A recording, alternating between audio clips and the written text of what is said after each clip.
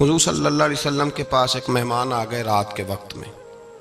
جب وہ آئے تو حضور نے پوچھا کھانا کھانا ہے؟ تم نے کہا کھانا ہے. جھوٹ اور بھوک کو جمع کرنا منع ہے. کہا جی کھانا ہے. تو حضور صلی اللہ علیہ وسلم نے فرمایا ازواج مطہرات کے گھروں میں پتہ کرو کچھ ہے. حضرت ام سلمہ کے گھر میں پتہ کیا تو کہا یا رسول اللہ 4 دن سے روٹی نہیں پکی. حضرت زینب سے پوچھا تو کہا حضور کئی دن سے چولہا ہی نہیں جلایا. حضرت عائشہ صدیقہ، حضرت میمونہ، حضرت سودا، تمام گھروں سے بظاہر یہ 2 جہاں کے شاہ ہیں پر پاس کچھ رکھتے نہیں. 2 جہاں کی نعمتیں ہیں ان کے خالی ہاتھ میں. ہر چیز ہے پر فقر اختیاری ہے. کوئی شے نہ ملی تو نبی پاک صلی اللہ علیہ وسلم نے مسجد میں اعلان کیا، فرمایا کون ہے جو میرے مہمان کو روٹی کھلائے؟ ان لفظوں کا حسن کوئی حسن والا ہی سمجھ سکتا ہے. فرمایا کون ہے جو میرے مہمان کو کھانا کھلائے؟ تو ایک صحابی لے گئے اور اٹھے وہ صحابی جو صحابہ میں غریب تھے، ایک انصاری جو غریب آدمی تھے. بہت زیادہ امیر آدمی اللہ کی راہ میں خرچ نہیں کر پاتا، اس کے لیے مشکل ہو جاتا ہے. اس کے لیے بہت امیر آدمی جو ہوتا ہے نا، وہ جتنا زیادہ امیر ہوتا ہے نا اتنی دیوار اس کے گرد کھڑی ہو جاتی ہے پیسوں کی، مشکل ہو جاتا ہے اس کے لیے. غریب آدمی کھڑے ہوئے. اگرچہ میرے محبوب کے غلاموں میں جو بڑے امیر تھے وہ بھی خرچ کرنے میں بڑے آگے تھے. حضرت عثمان غنی رضی اللہ تعالیٰ عنہ، حضرت عبد الرحمن ابن عوف، حضرت ابو بکر صدیق رضی اللہ. لیکن یہ غریب آدمی کا حضور میں لے جاؤں گا، میں لے کے جاؤں گا. اور یہ بخاری مسلم ہے. حضور نے فرمایا لے جاؤ. وہ اب صحابی گھر لے گئے اور بیوی سے مشورہ کیا. بات پہ غور کرنا، ہر چیز کی بھوک دیکھی جا سکتی ہے، بچوں کی نہیں دیکھی جا سکتی. وہ انصاری حضور کے مہمان کو گھر لے گئے، جا کے بیوی سے مشورہ کیا. کہا بھلی مانس گھر میں کچھ ہے؟ تو اس نے کہا تھوڑا سا بچوں کے لیے کھانا رکھا ہے. بچوں کے لیے. بچے تو بزدل کر دیتے ہیں، بچے تو آدمی کو بزدل کر دیتے ہیں، بچے تو مار دیتے ہیں، کلیجہ پھٹ جاتا ہے بچہ بھوکا ہو تو، نیند ہی نہیں آتی. اب صحابی اپنی بیوی سے کیا کہتے ہیں؟ کہتے ہیں بچوں کو بہلا کے سلا دے.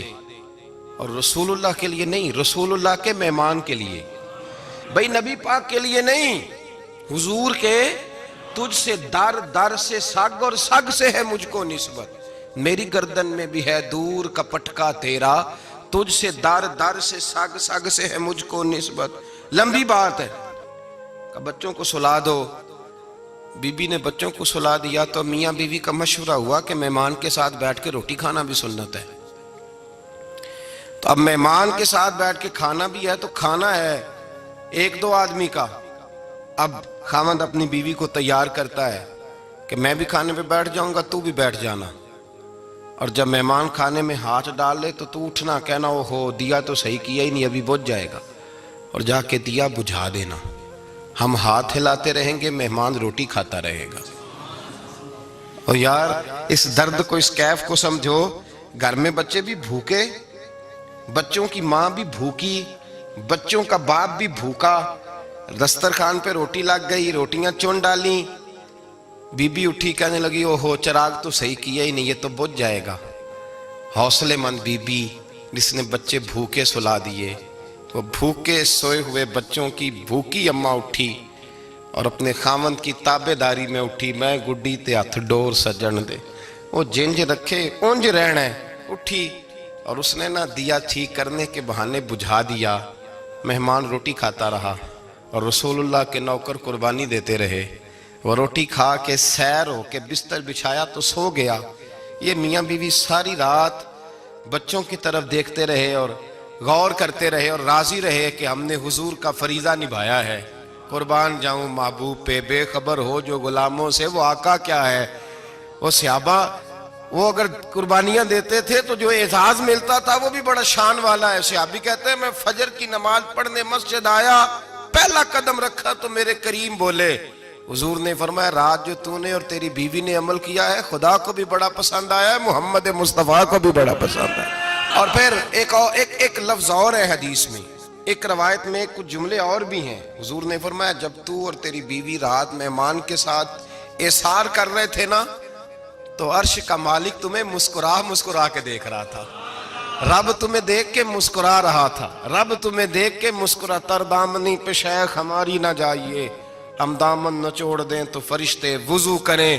پر میں وہ مسکرا رہا تھا کہ میرے بندے میرے رسول کی رضا کے لیے کیا کر رہے ہیں۔ اور صاحب دیکھو، نبی پاک کے لیے نہیں، خاندان کے لیے نہیں، خاندان نبوت کے لیے نہیں، حضور کے نہ سمجھیں یار، اس پہلو کو سمجھیں، نبی پاک کے بریلی کے امام بول پڑے، فرمانے لگے تجھ سے در سے سگ سے ہے مجھ کو نسبت، تجھ سے در سے سگ کتے کو کہتے ہیں فارسی میں۔ فرماتے محبوب تیرا دروازہ اور دروازے پہ کتا، اور کتے کے پاس میں بیٹھا ہوں، چلو کتے کے پاس تو بیٹھا ہوں نا، میری گردن میں بھی کوئی تو پٹکا آیا ہی ہے نا، تجھ سے در سے سگ، اور سگ سے ہے مجھ کو نسبت، چلو میری گردن میں بھی ہے دور کا پٹکا تیرا۔ قرآن مجید بول اٹھا، رب کریم نے فرمایا حبیب یہ تیرے غلام وہ ہیں کہ وَيُقْصِرُونَ عَلَىٰ أَنفُسِهِمْ وَلَوْ كَانَ بِهِمْ خَصَاصَةٌ، فرمایا ان کا حال یہ ہے کہ جس چیز کی شدید حاجت ہوتی ہے وہ بھی اپنے بھائیوں پہ قربان کر دیتے ہیں، وہ دے دیتے ہیں تیرے نام پہ۔ جب مکے والے مدینے آئے، انصار مدینہ، تو میرے مصطفیٰ کریم نے فرمایا نہ تمہاری نسلیں ایک ہیں نہ قبیلے ایک ہیں، لیکن تمہارا نبی ایک ہے، تمہارا رسول ایک، خدا ایک، کتاب ایک، تمہارا میری وجہ سے رشتہ ہے، چلو اپنے بھائیوں کے ساتھ احسار کرو، چلو احسار کرو۔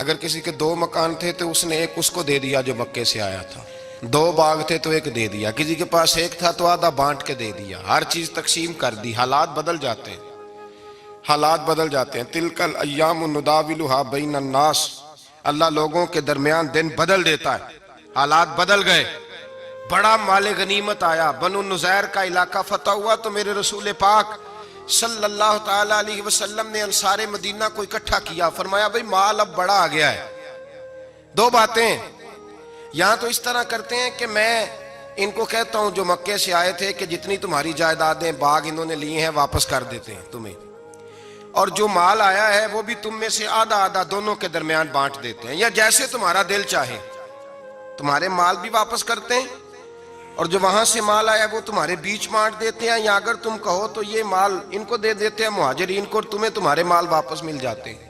حضور نے پوچھا انصار مدینہ سے، حضرت سعد بن معاذ، سعد بن عبادہ تڑپ کے کھڑے ہوئے، عرض کی محبوبہ میں تو ابو بکر کو جانتا ہی نہیں تھا، حضور مجھے کیا پتا عمر کون ہے، میں کیا جانوں عثمان غنی مولا علی کی عظمتوں کو، محبوبہ میں نے تو تجھے ان کی طرف مسکرا کے دیکھتے ہوئے دیکھا ہے، تیرا جلوہ دیکھا ہے، تجھ سے در سے سگ سے ہے مجھ کو نسبت۔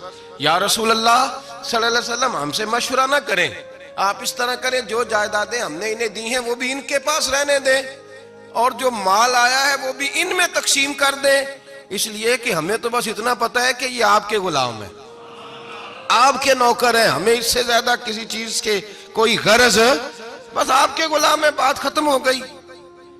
حضور خاموش ہو گئے۔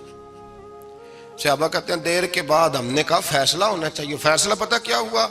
حضور نے ہاتھ اٹھائے، کہا اے اللہ میرے مدینے والوں پہ رحم فرما، اے اللہ میرے انصار پہ رحم فرما، اللہ ان کے جذبے قبول فرما۔ بھائی احسار والی زندگی، وہ کیا بات ہوئی کہ میں نے بڑی قربانی دی ہے، اور جب تک تو قربانی نہیں دیتا تو قدر والا نہیں ہوتا۔ جو چیز قربانی سے حاصل ہوتی ہے اس کی قدر ہوتی ہے، جو چیز مفت میں آ جاتی ہے اس کی کوئی قدر نہیں ہوتی، کوئی قدر نہیں۔ میں اکثر سوچتا ہوں کہ حضرت خواجہ اجمیری کے خلیفے اجمیر میں بھی تو ہونے چاہیے تھے نا، لیکن ان کے خلیفے اجمیر میں نہیں ہوئے، دلی میں ہوئے۔ تو میں سوچتا ہوں دلی والوں کے خلیفے دلی میں ہونے چاہیے، لیکن دلی میں نہیں ہوئے، پاک پتن میں ہوئے، تو پاک پتن والوں کے یہاں ہو جاتے۔ وہ اس لیے کہ قربانی جو دیتا ہے نا، جو دور سے چل کے آتا ہے وہ قربانی کرتا ہے، قربانی دیتا ہے، اس کو قدر زیادہ ہوتی ہے۔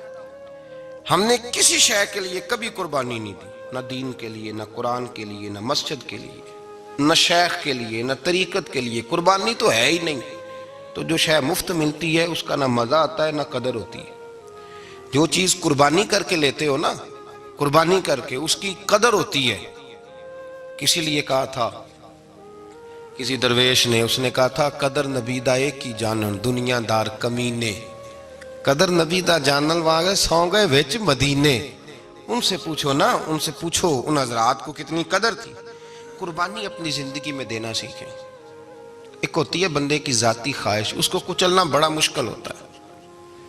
قربانی بڑی ضروری چیز کا نام ہے، اور جو قربانی دینا سیکھ جاتا ہے وہ بچ جاتا ہے. کتیا 6 بچے جنم